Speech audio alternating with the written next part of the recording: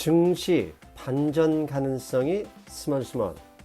과도한 비관론보다 낙관적인 9월이 예상됩니다. 안녕하세요 여러분, 선승민수입니다. 지난 3주간 저는 상당히 보수적이면서 현금 비중을 높여야 한다는 등의 약간 증시에 부정적인 제목을 달았죠. 근데 이번 주 월요일 방송은 상당히 낙관적인, 긍정적인 제목을 가져왔습니다. 지금부터 그 이후 9월부터 증시 좋아질 것 같다, 이렇게 제가 예상하는 이유를 하나씩 풀어드리겠습니다. 최근 금융시장의 불안 요인들 잠깐 먼저 점검하겠습니다. 미국 정부의 채권 발행이 과도하게 많기 때문에 시장은 채권을 매도했고, 이렇게 채권을 매도하자 채권금리가 계속해서 상승을 했죠. 채권금리 상승하니까 어떻게 되냐, 주식도 팔고 채권도 팔고 다 팔아서 현금을 보유하기 시작했고, 그게 다 MMF로 이동을 했었습니다. 상황이 이렇게 되다 보니 달러화 가치는 오르고 있었죠. 증시에 좋지 않은 흐름들, 금융시장 불안 요인들이 이런 흐름에서 이유가 발생됐던 거죠. 그런데 지난 주말부터 목요일, 금요일 이후에 금융시장에 미묘한 변화가 보여지고 있습니다. 관찰되고 있는 것이죠. 주식시장의 안정화의 깃틀, 금융시장의 미묘한 변화에서 찾아낼 수도 있다. 그 가능성이 마련되고 있다는 느낌을 지금부터 여러분과 함께 찾아볼게요. MMF 유출이 지난 4주 연속으로 유출되던 것, 지금 보시는 그림에서 보라색이 MMF입니다. 지금 앞에 7월 말부터 8월 16일 주간까지 4주 연속으로 MMF가 계속 유입이 됐죠. 즉 채권도 팔고 주식도 팔고 해서 다른 거 사지 않고 그냥 현금으로 가지고 있겠다라는 전략이었는데, 지난주에 드디어 오른쪽 붉은 선 보이시죠? 예, 소규모이지만 금액이 크진 않지만 일단 MMF에서 자금이 이탈되었습니다. 즉 현금에서 어디론가 자금이 이동했다라고 볼 수 있는 것이죠. 지난주 10년 만기 채권금리는 10월 중순의 고점을 넘어섰다가 일단 금요일에는 그 아래로 소폭이나마 내려왔습니다. 4.25%로 약간은 안정된 모습이었습니다. 그러나 아직 언제 추가적으로 떨어질 가능성보다는 그림만 보면 더 올라갈 수도 있겠다, 이런 느낌이 듭니다. 그런데 미국 장기 채권에 투자하는 ETF가 있죠. TLT입니다. TLT.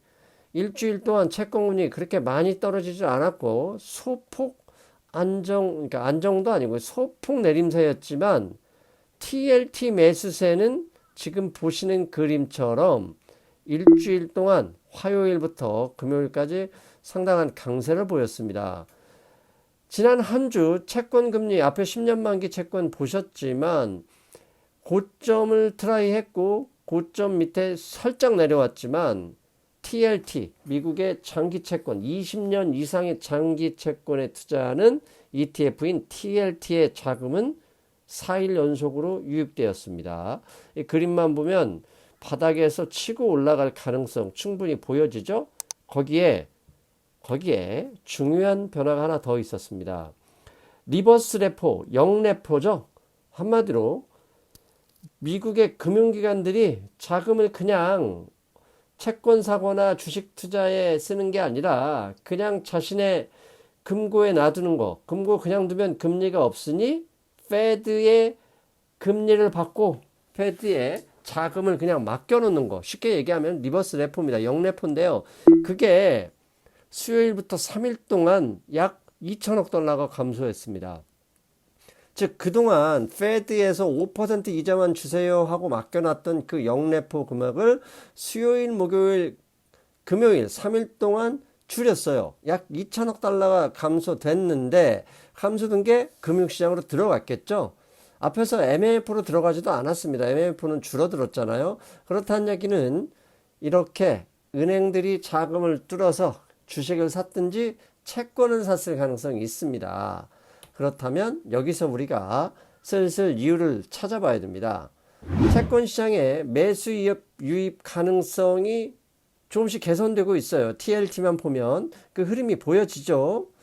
그렇다면 잭슨홀 연설에서 파월 의장이 금리 인하 가능성을 전혀 언급하지 않았습니다. 계속 지표에 근거해서 움직이겠다. 그런데 시장은 11월에 금리 인상 가능성을 계속 조금씩 올리고 있단 말이죠. 그럼에도 불구하고 TLT, 그 다음에 영래포 이거 흐름만 보면 채권 시장에 미묘한 흐름이 보이는 거예요. 즉 채권 금리가 하락할 가능성이 보여지는데 이렇게 미묘한 변화의 원인은 무엇이 있을까? 도대체 무슨 일이 우리가 모르는 사이에 벌어지는 건 아닐까? 하고 찾아봤습니다. 그랬더니 지난 5월 4일입니다. 5월 4일에 이런 이야기가 있었습니다. 미국 재무부가 8월까지 국채 발행이 급증할 거니까 2024년부터는 바이백 하겠다. 즉 되사겠다라는 이야기를 했었습니다. 이게 5월 달입니다. 2024년 회계연도 미국은 9월 결산법인입니다. 굴산 국가죠. 그래서 회계연도 시작은 10월부터입니다. 즉 9월 말까지가 2023년 회계연도고 10월 1일부터는 2024년도 회계연도입니다.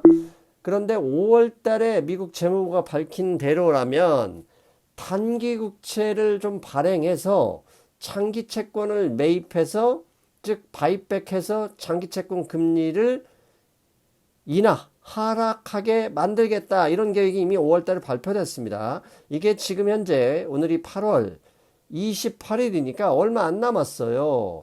그러다 보니 단기 채권을 발행해서 장기 채권을 사겠다. 그럼 장기 채권 금리는 떨어질 것이고 반대로 단기 채권은 올라가겠죠.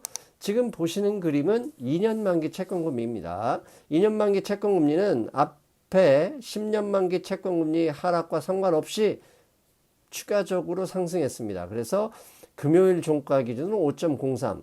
즉 시장은 단기 채권 금리 바이백을 하려면 미국 정부가 돈이 없기 때문에 단기 채권을 발행해서 그 돈으로 장기 채권을 매입하기 때문에 장기 채권 금리는 추가적으로 하락할 가능성이 있는 거죠. 반대로 단기 채권은 발행을 해야 되니까 조금 더 상승할 가능성도 있죠.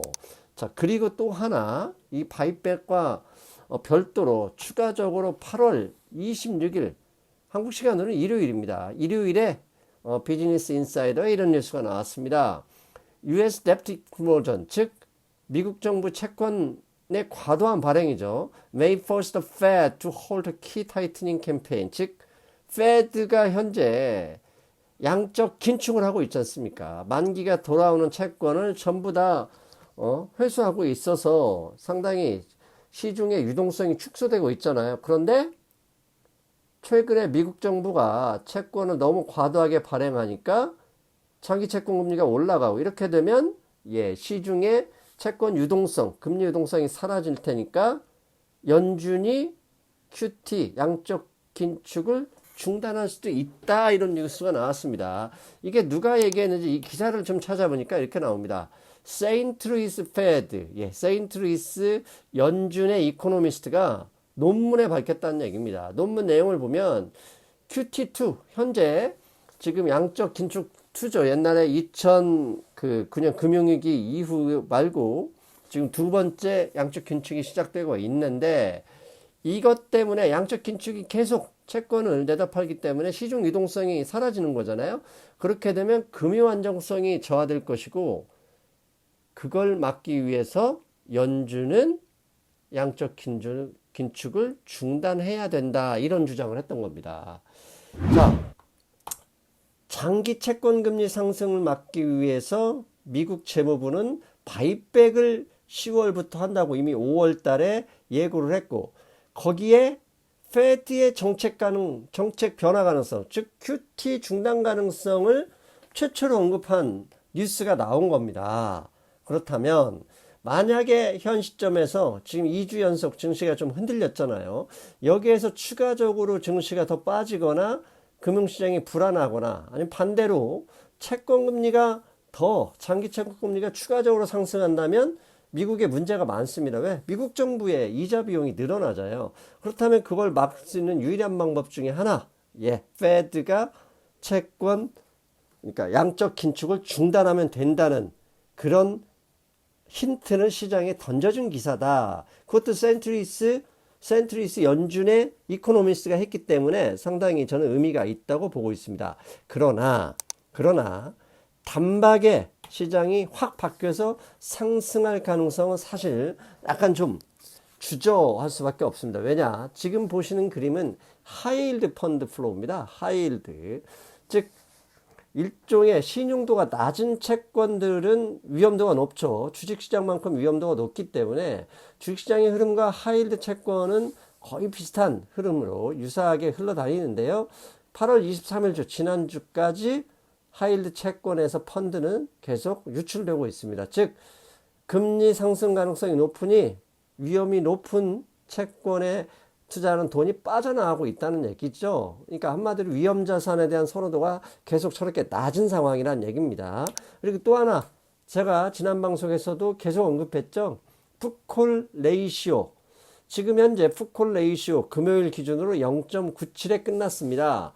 지난 1년간 풋콜 레이시오가 0.8을 넘었을 경우에는 증시는 항상 하락 가능성이, 하락 위험이 높았었죠. 그런데 지금 0.97을 기록하고 있습니다. 파월 의장이 잭슨홀 스피치에서 그렇게 크게 매파적인 발언을 하지 않았고, 그로 인해서 증시 금요일날 미국 증시 상승했음에도 불구하고 풋에, 즉 하방에 투자하는 사람들은 저렇게 줄어들지 않고 있습니다. 즉 이런 상황을 종합한다면 이렇게 말씀드릴 수 있죠. 금융시장의 불안감이 지난 2주 동안 보여줬던 불안감이 완전히 해소되지는 않았습니다. 하나하나. 그러나 채권 금리 안정에 대한 변화, 이 변화의 가능성이 조금씩 상승하고 있다. 변화가 감지되고 있다. 이 정도로 말씀드릴 수 있어요. 왜냐? TLT에 자금 유입하는 것, 그 다음에 세인트리스 연준 이코노미스트에 의해서 양적 긴축 중단해야 된다. 이런 얘기를 했고, 더군다나 미국 정부가 5월 달에 밝힌 채권 바이팩, 이거 10월부터거든요. 얼마 남지 않았습니다. 그렇다면 이제 지난 2주 동안 증시 불안불안했지만 이제는 조금씩 안정화 단계로 들어갈 수도 있다. 증시 주변에 흐르는 과도한 비관론, 이건 무시하셔도 좋다. 하지만 완전히 풀진 않더라도 이제는 채권금리 하락 가능성에 주목하면서 투자를 좀 좋게 생각하자. 적어도 9월에는 시장과 지금까지 보였던 흐름과는 다르게 상승 가능성이 높아질 것 같다. 이게 상승 미소의 생각입니다. 자, 여러분, 지난 2주 동안 엔비디아 실적, 잭슨홀 스피치 여러 가지 조마조마했어요. 하지만 증시 금요일에 일단 반등을 보여줬고, 채권 시장에서 지금 말씀드린 것처럼 미묘한 변화, 이거 긍정적인 신호로 해석할 수도 있다. 이렇게 저는 보고 있습니다. 그런 점 감안해서 9월에는 8월보다는 좀 더 나아질 것을 기대하자. 오늘의 생각이겠습니다. 저는 다음 시간에 뵙겠습니다. 여러분 안녕.